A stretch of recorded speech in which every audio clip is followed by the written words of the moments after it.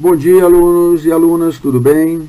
Vamos então à nossa 14ª aula, a segunda aula aí do segundo trimestre, tratando aí do mesmo objeto de conhecimento, os Estados Unidos e a América Latina no século XIX.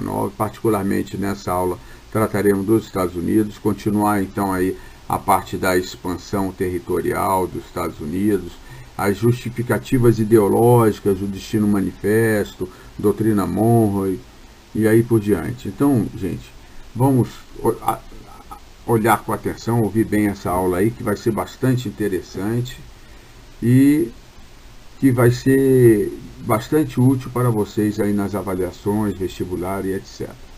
Vamos lá, então.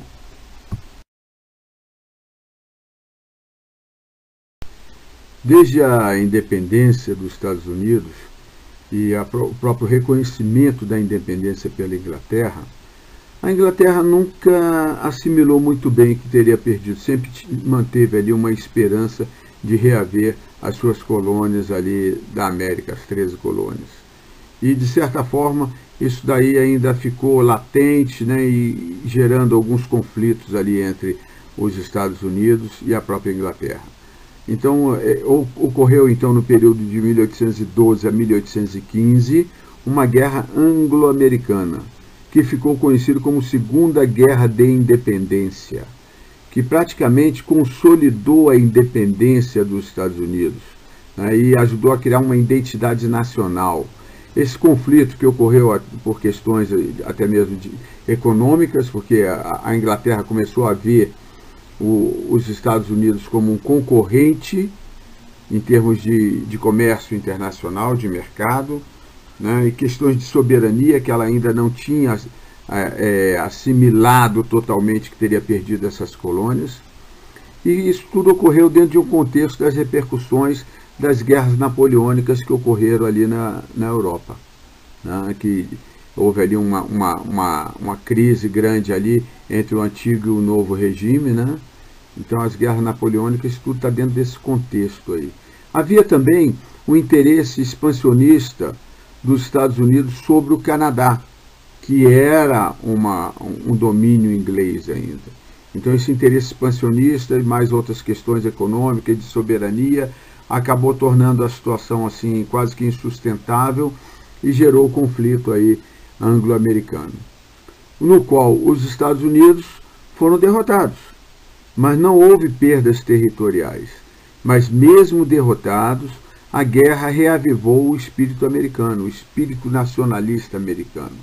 Isso daí toda guerra normalmente ela une o povo na busca de um objetivo comum, que foi o que aconteceu aí, e acabou reavivando o espírito americano. Outra grande consequência dessa Segunda Guerra de Independência foi que os grandes lagos, né, que ficam ali entre o Canadá e os Estados Unidos passaram a ser território neutro. Sendo território neutro, passou a ser navegável para comércio ali entre as duas, digamos assim, as duas nações.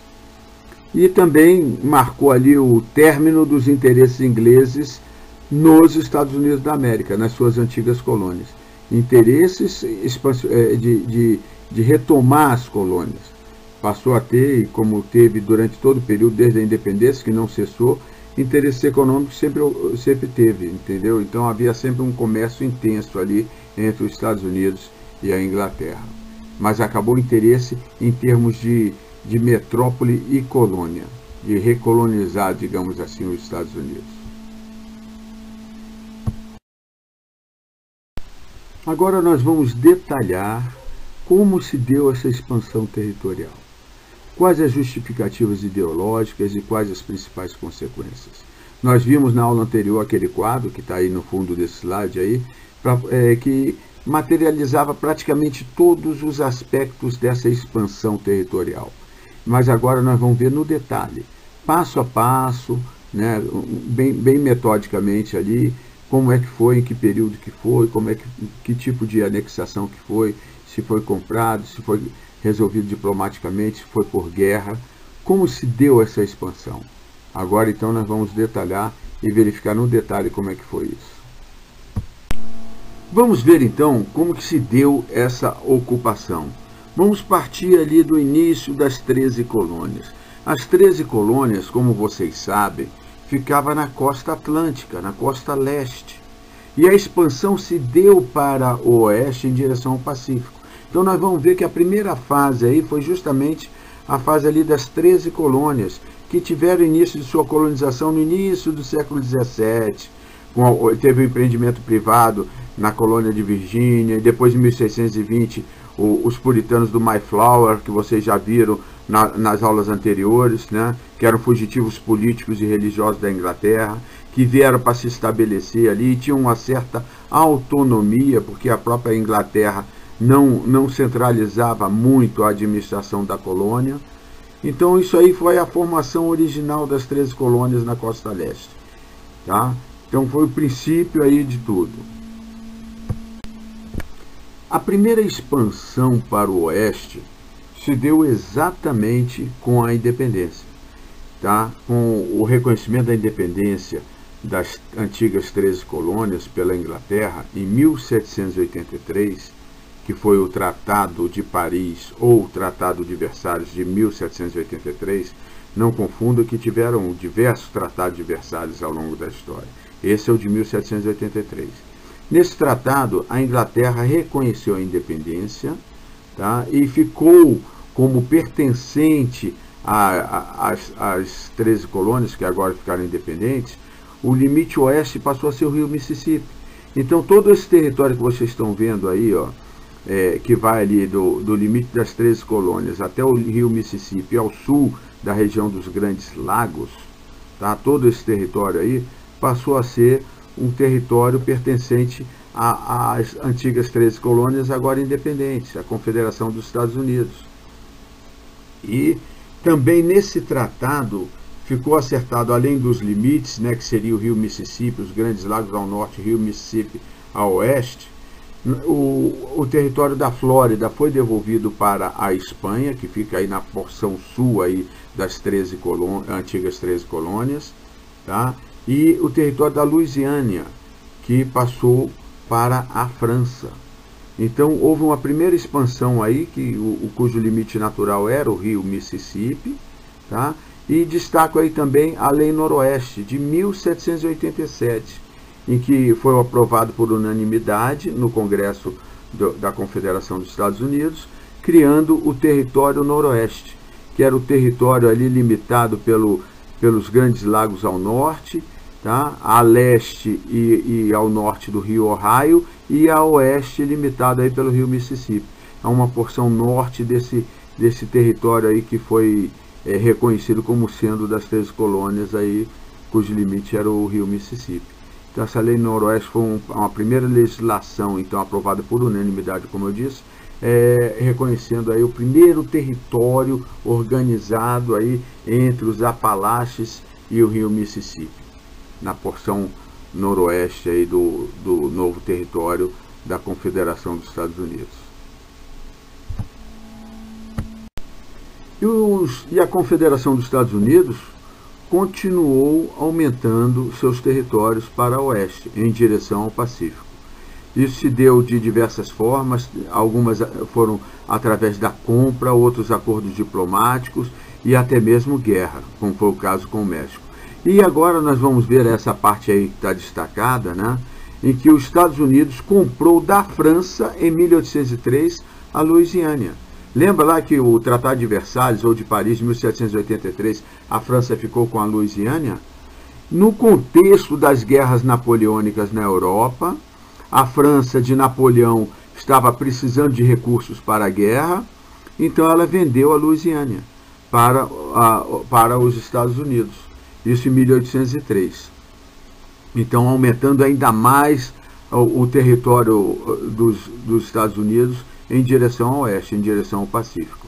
E também tivemos um acordo de compra, tá, da Flórida, que foi comprado da Espanha em 1819, tá, no Tratado de Adams-Onís, que é justamente o nome dos dois representantes dos dois países que fizeram o acordo, Adams e Onís. Então, foi comprado em 1819. Apenas como curiosidade, nós podemos dizer que na época a Louisiana foi comprada por 15 milhões e a Flórida por 5 milhões de dólares.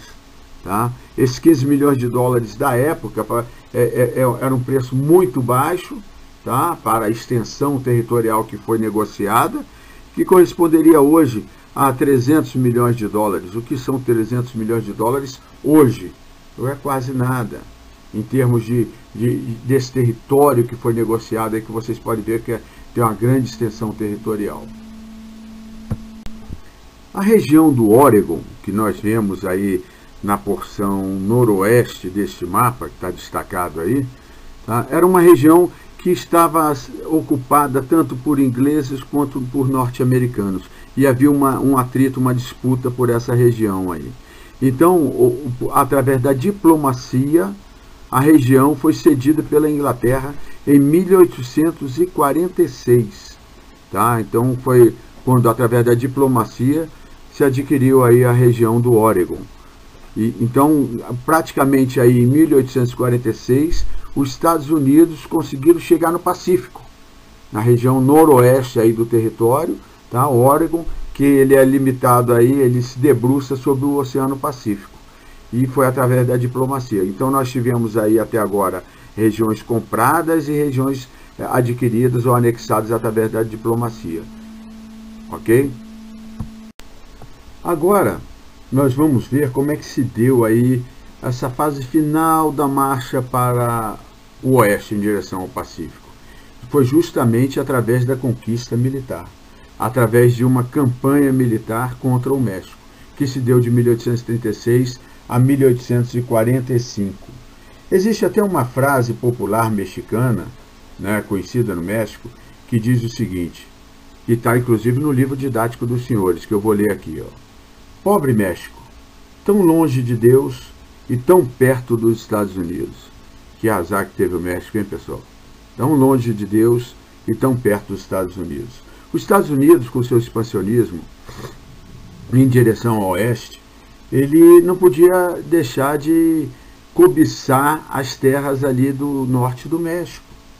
Então, o Novo México, tem alguns estados que eu vou destacar aqui, que o nome até destoa do nome dos outros estados americanos. Por exemplo, Colorado, Novo México, Nevada, Arizona, Califórnia.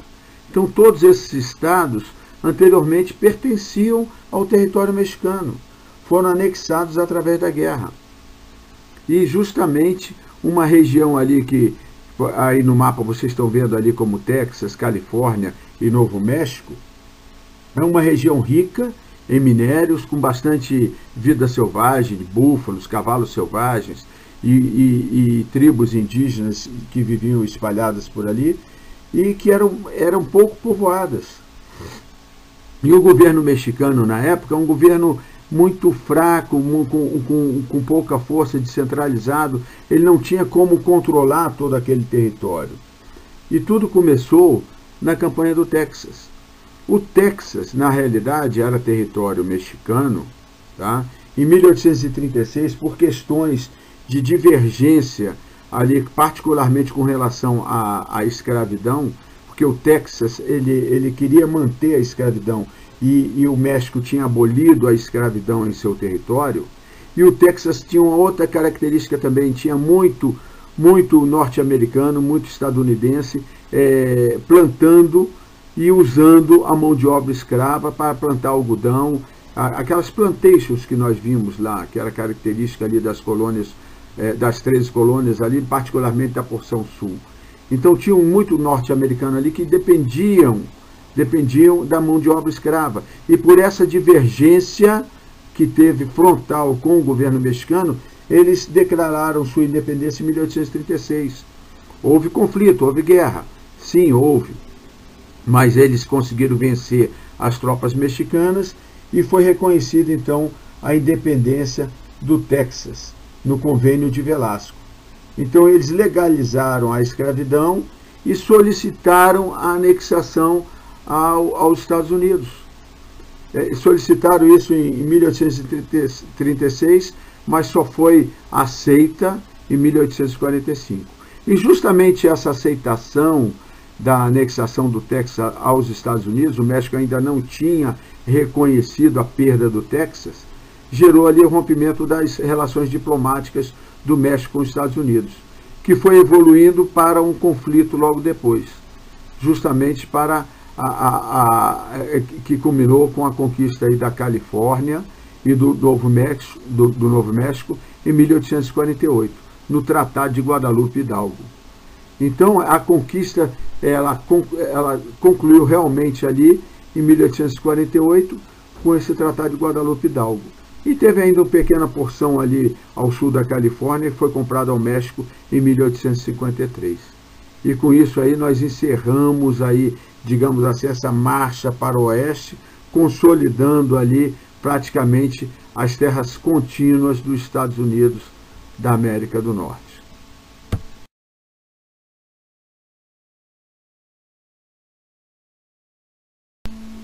Nesse slide agora, nós vamos detalhar alguns aspectos dessa expansão territorial dos Estados Unidos. Primeiro, a parte do embasamento ideológico. Nós sabemos que toda campanha, toda expansão territorial, toda campanha que eu digo de guerra e etc., tem sempre um embasamento ideológico, algo que justifique aquilo ali. Embora haja interesses diversos, né, interesses econômicos, políticos, etc., sempre se busca uma justificativa ideológica para aquilo ali. Então, o embasamento ideológico da expansão territorial norte-americana, tá, em direção ao oeste, em direção ao Oceano Pacífico, ela tem aí três aspectos principais. Primeiro, a doutrina Monroe, que surgiu em 1823 pelo presidente Monroe. Ele estabeleceu essa doutrina Monroe, dizendo que era América para os americanos. Tá? Isso quer dizer o quê? Que o continente americano é para os americanos, mas no fundo, ele queria dizer mais os americanos do norte, os Estados Unidos. E na realidade tinham três aspectos que ele queria atingir aí com essa doutrina Monroe.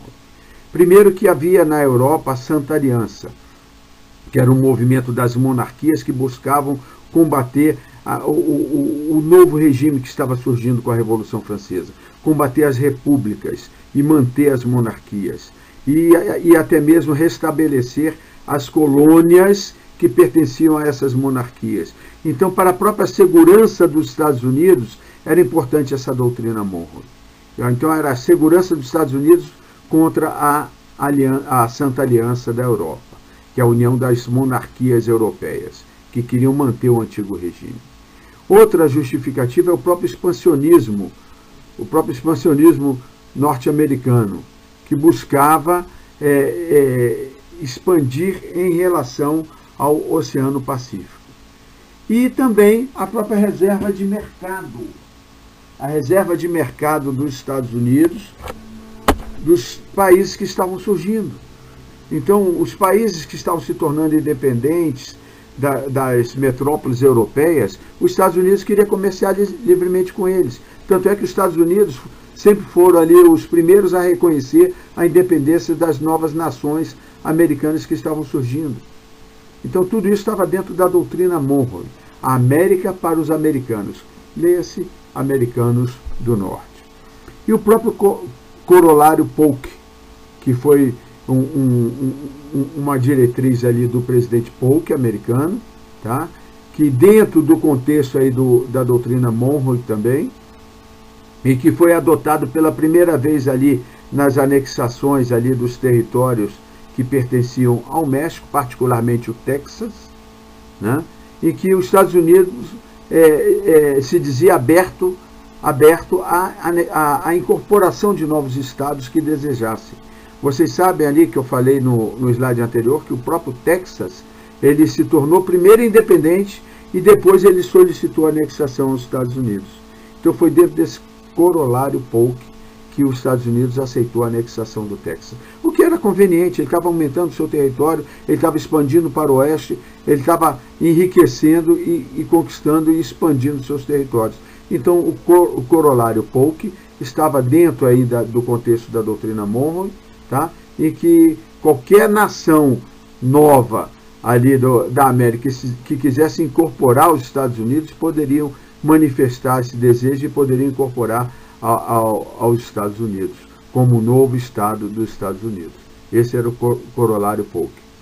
E o Destino Manifesto, tá, que era uma justificativa praticamente divina, também na época da guerra contra o México, das anexações ali de territórios mexicanos, e que eles diziam que era desejo divino a expansão dos Estados Unidos, como se fosse vontade de Deus.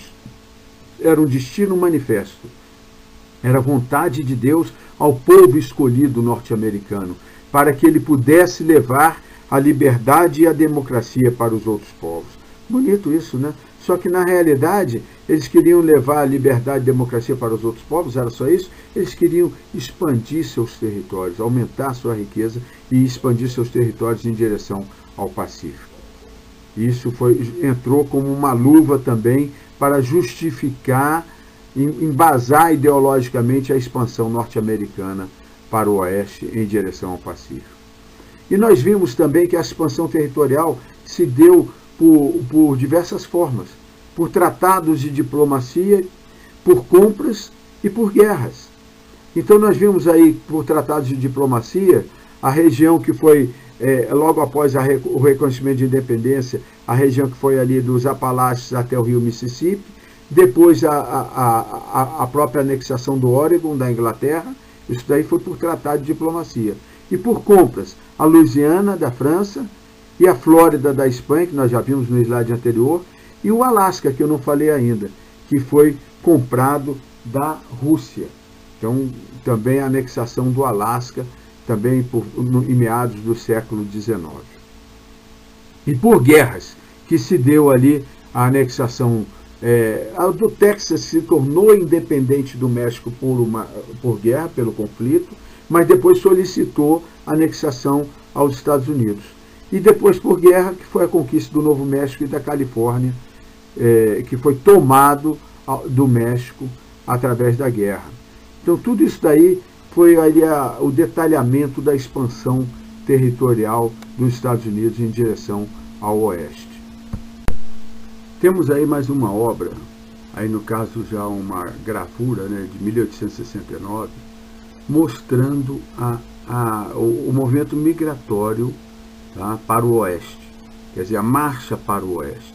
Aí nós vemos aí esse quadro que é Imigrantes Cruzando as Planícies, está escrito em inglês aí também, tá, na própria gravura, que mostra o oeste desconhecido como uma terra prometida. Vocês veem lá que a direção que está indo aquela caravana ali, ó, estão indo em direção ao oeste, raios ali de luz, como se fosse algo prometido, divino, né? Então, isso aí mostra também um aspecto divino, de um aspecto como se fosse uma missão tanto para os colonos que já estavam nos Estados Unidos, quanto para os imigrantes. Então, eles tinham que ir para o oeste, para a terra prometida, passando essa ideia de certo ar sagrado aí dessa marcha para o oeste. Então nós vamos detalhar agora outros aspectos dessa expansão territorial, como é que ela se deu, assim, e por que ela aconteceu.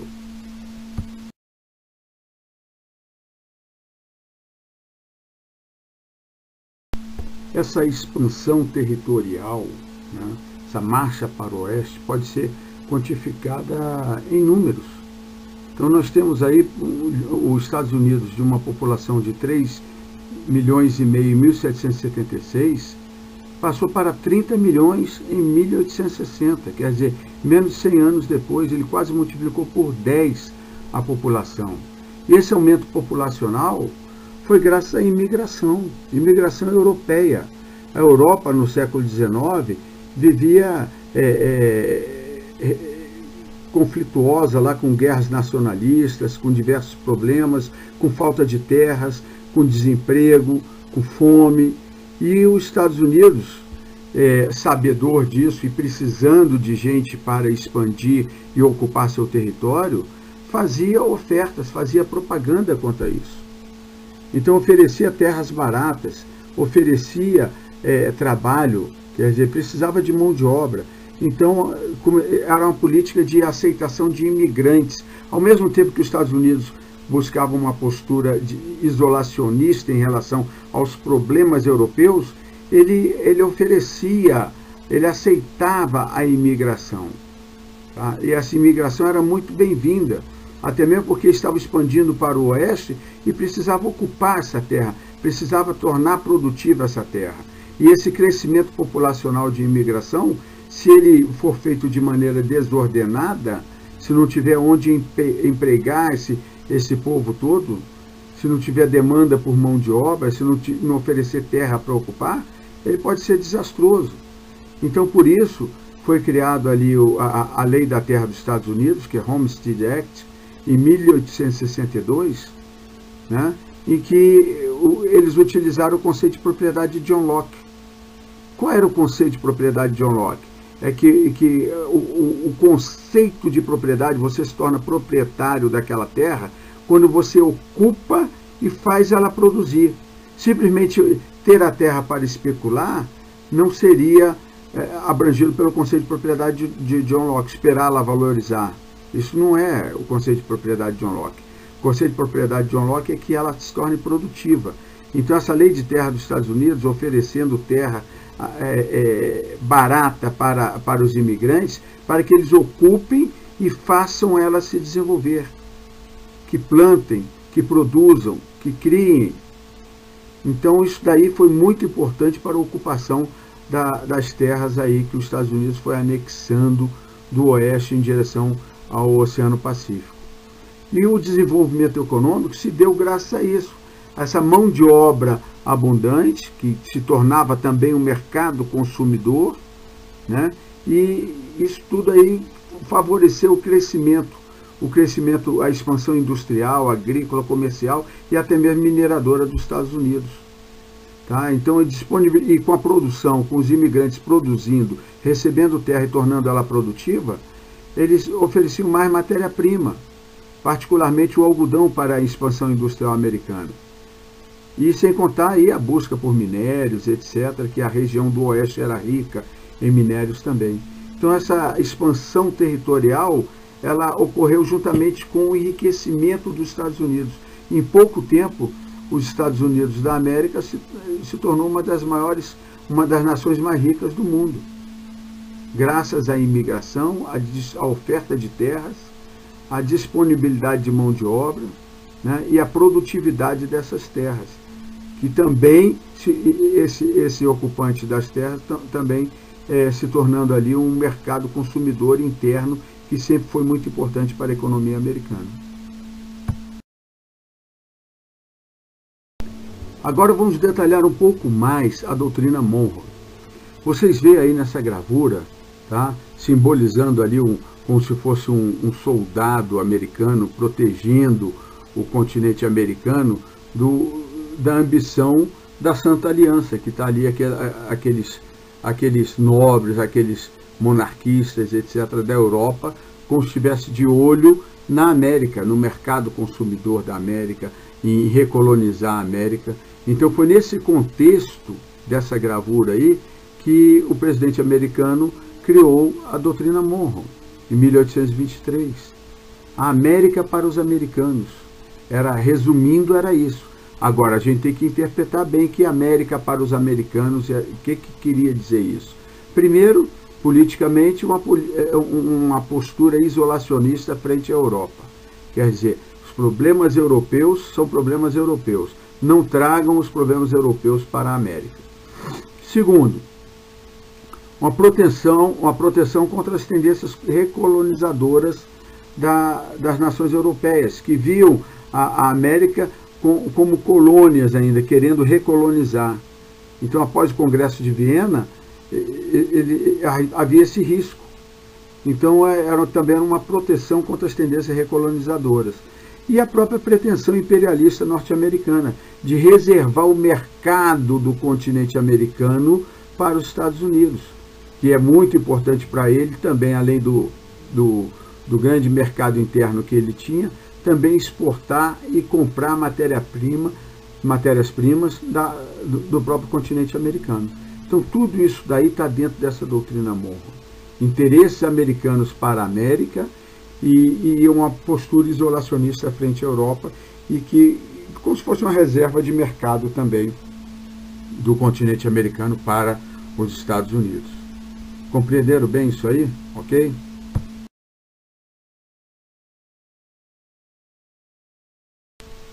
Agora nós vamos detalhar um pouco o que foi o Destino Manifesto, essa justificativa ideológica para o americano expandir territorialmente e dominar outros povos. Era uma doutrina para justificar a superioridade do povo americano. O povo americano era o povo escolhido, ele deveria levar a civilização para os povos bárbaros, levar a democracia para os povos bárbaros. Então, era um discurso para justificar a dominação americana no século XIX. Eles se consideravam o povo escolhido por Deus. Mas era todo o povo americano, todos eles? Não, somente o WASP, que era o homem branco, anglo-saxão e protestante. Não eram os Redskins, não eram os peles vermelhas, não eram os negros. E até mesmo alguns imigrantes, não eram eles. Eram apenas aqueles homens brancos, anglo-saxões e protestantes. Eles eram o povo escolhido que deveriam dominar o mundo, desde a origem. Então, essa doutrina do Destino Manifesto justifica a história americana desde a sua origem, desde quando os pais peregrinos chegaram às 13 colônias, que vinham se estabelecer no novo mundo, criar uma nova terra com a ajuda de Deus. Havia sempre a justificativa religiosa nesse Destino Manifesto. Os colonos buscaram a sua independência porque o povo eleito por Deus precisava ser livre para poder levar o progresso, levar esse estilo de vida americano para os povos bárbaros. Eles precisavam expandir seus territórios, eles precisavam dominar, eles tinham que levar o estilo de vida americano para os bárbaros. E esse expansionismo geopolítico norte-americano é a expressão da vontade divina. Isso é uma justificativa do Destino Manifesto, ela esteve presente em todo o século XIX. E, de certa forma, a gente ainda vê resquícios disso no século XX, no expansionismo geopolítico norte-americano. Então, tinha um paralelo também do lado europeu. O europeu considerava que era o fardo do homem branco, no século XIX também, levar a civilização para a África, para a Ásia. Quer dizer, no fundo, não é uma justificativa ideológica, mas no fundo, o interesse é o quê? Interesse econômico. Era colonizar, tornar a África e a Ásia fonte de matéria-prima e tornar a África e a Ásia como mercado consumidor obrigatório dos produtos europeus. E o paralelo desse fardo do homem branco europeu, o paralelo disso para os Estados Unidos era o Destino Manifesto. Era justificativa ideológica para dominar, para subjugar, para expandir seus territórios. Ok? Vocês viram bem que essa marcha para o oeste se deu ali, a expansão territorial, se deu por compra de território, por tratados diplomáticos e até mesmo por guerra. Mas a gente às vezes passa desapercebido que tem mais um povo aí nesse meio que sofreu muito com essa expansão. Foram sendo empurrados para o oeste, foram sendo exterminados, foram sendo massacrados, justamente porque já estavam nesse território antes da colonização, que eram os índios. Os índios estavam ocupando todo o território americano. No início da colonização foram sendo expulsos para além dos Apalaches, depois além do rio Mississippi e assim por diante. Então essa gravura, essa pintura, essa obra de arte que vocês veem aí, tá, representa aí justamente a Trilha das Lágrimas, que é conhecido esse quadro. Tá? É a Lei de Remoção de Índios, uma lei que foi aprovada pelo Congresso americano, obrigando forçosamente os índios se deslocarem para o estado de Oklahoma, justamente mais para o oeste. Então, saindo de suas terras, de seus locais de origem, para uma terra, às vezes, com menos caça, com menos menos possibilidade de sobrevivência, sem contar o deslocamento. Deslocamento onde eles fizeram marcha forçada de muitos de mais de 1.500 quilômetros de distância. Nessa marcha forçada, milhares morreram. Morreram de frio, de fome, de doenças, onde hoje eles ocupam as reservas indígenas. Mas eles eram os proprietários iniciais, os donos da terra antes da colonização. E, no entanto, foram sendo expulsos e foram sendo massacrados para poder haver aquela expansão territorial norte-americana para o oeste. Então, um dos povos que mais sofreu com isso foram os indígenas. E sem contar também os negros, né, que eram mão de obra escrava, particularmente nas colônias do sul. E agora vocês veem aí no mapa, né, alguns desses deslocamentos. Teve povos indígenas aí se deslocando da Flórida para Oklahoma. Então, foi um dos maiores deslocamentos aí, foi esse da Flórida. Nós tivemos aí o Cherokee, Creek, Chickasaw, Seminole e o Choctaw. Então, esses são os principais povos que foram removidos de suas terras para Oklahoma, fazendo a marcha forçada, onde milhares e milhares morreram de fome, frio e as privações que eles passavam aí durante esse deslocamento. E com isso a gente encerra a nossa segunda parte da nossa apresentação, a nossa segunda aula, e deixamos para a próxima aula falar sobre a Guerra de Secessão, tá? A Guerra Civil Norte-Americana. Ok? Até a próxima.